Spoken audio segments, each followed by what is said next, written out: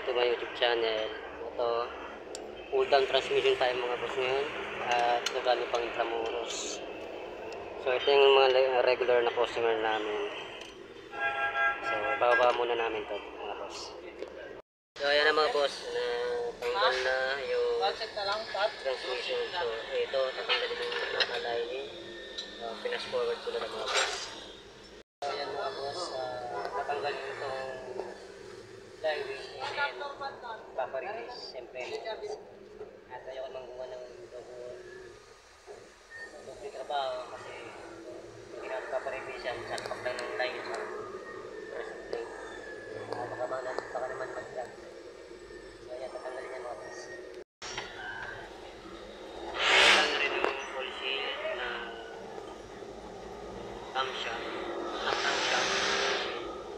So papalitan nyo kasi may tatas.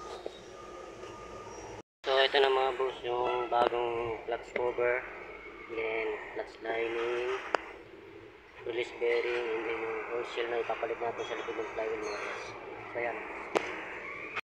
So ayan mga boss, na-replace na rin yung flywheel, nakabit ko na pressure plate and release bearing mga boss. Yan, so transmission na lang mga boss. So ayan na mga boss, okay na, pinas-forward ko na, nakabit ko na lahat, pati gulong, yan nakakabit na. So yan na mga boss, okay na yung sakyan. So palabas na siya, pauwi na ng Intramuros sa may Paseco.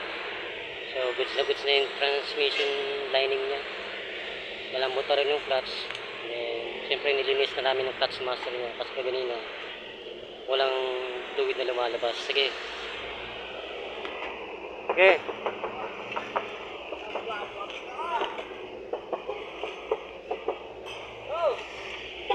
Okay.